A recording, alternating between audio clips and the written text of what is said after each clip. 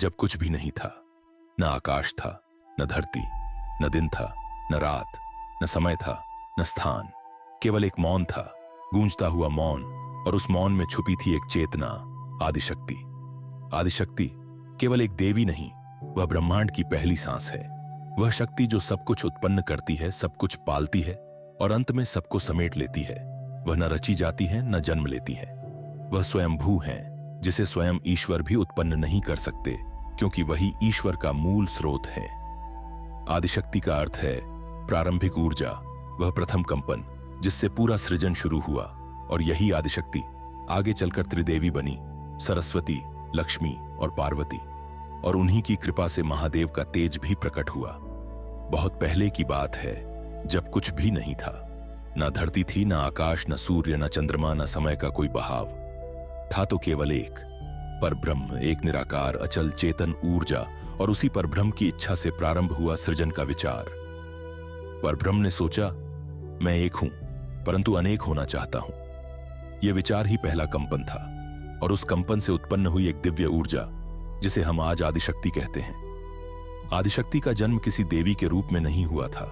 वह पहले शुद्ध चेतना थी, आवाज से भी पहले, नाद से भी गहरी। वह कंपन थी जो अंधकार में छिपा प्रकाश थी। उनके प्रकट होते ही ब्रह्मांड में गति उत्पन्न हुई। जहां पहले केवल मौन था, वहां अब लहरें उठने लगीं। यह था सृजन का पहला बीज। आदिशक्ति ने सबसे पहले पुरुष तत्व की कल्पना की, एक शक्ति जो सृजन को स्थिरता दे सके। और तभी प्रकट हुए शिव, जिनका कोई आदि नहीं, कोई अंत नहीं। एक योगी, समाधि में लीन, मौन और पूर्ण। लेकिन शिव केवल मौन थे, वो चेतना थे, परंतु गतिहीन, सिर्फ अस्तित्व, बिना क्रिया के। तभी आदिशक्ति ने उन्हें संबोधित किया, हे शिव, मैं ही वह शक्ति हूं जो तुम्हें गति देती है। मेरे बिना तुम शव हो, और तुम्हारे बिना मैं केवल एक बिखरी ऊर्जा। शिव ने अपनी दृष्टि खोली और कहा, तुम ही मेरी आत्मा हो शक्ति, तुम्हारे बिना मैं कुछ नहीं। और वहीं से प्रारंभ हुआ सृष्टि का प्रथम संतुलन, शिव और शक्ति का मिलन। लेकिन यह केवल एक व्यक्तिगत मिलन नहीं था, यह था संपूर्ण ब्रह्मांड का संतुलन। शिव ने शक्ति को स्वीकार किया और शक्ति ने शिव को गति दी। तब आदिशक्ति ने सृष्टि के आगे के कार्य के लिए स्वयं को और विभाजित करना प्रारंभ किया।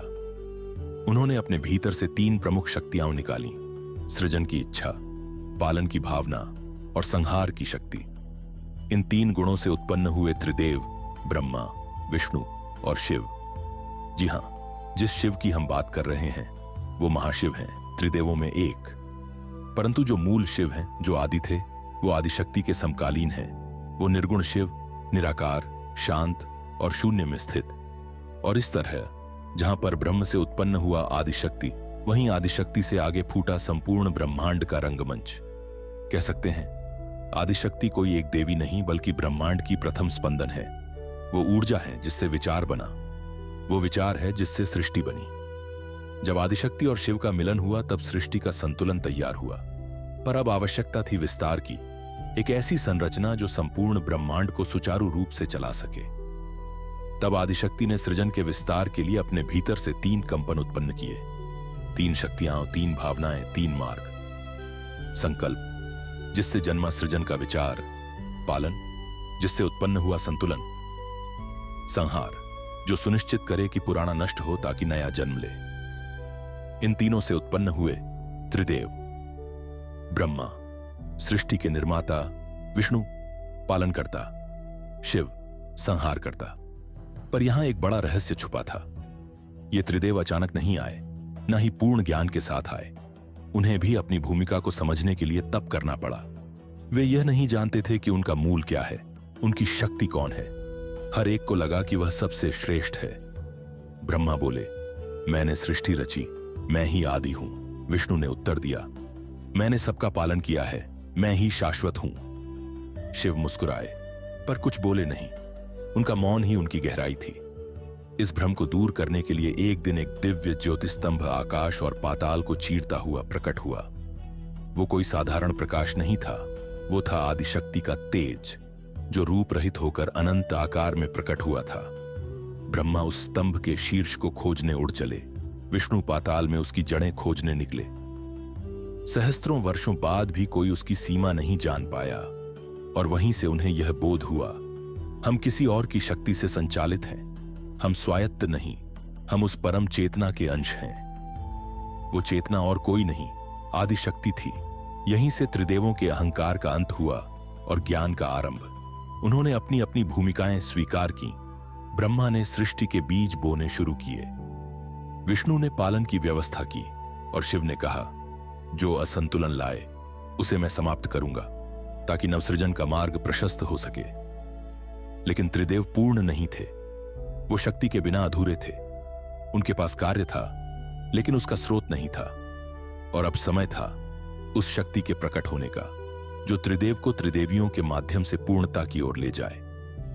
जब त्रिदेवों ने अपनी अपनी भूमिकाएं स्वीकार कर लीं, आदिशक्ति ने स्वयं को 3 रूपों में विभाजित किया। हर देवता के लिए एक शक्ति, एक देवी, एक अंश।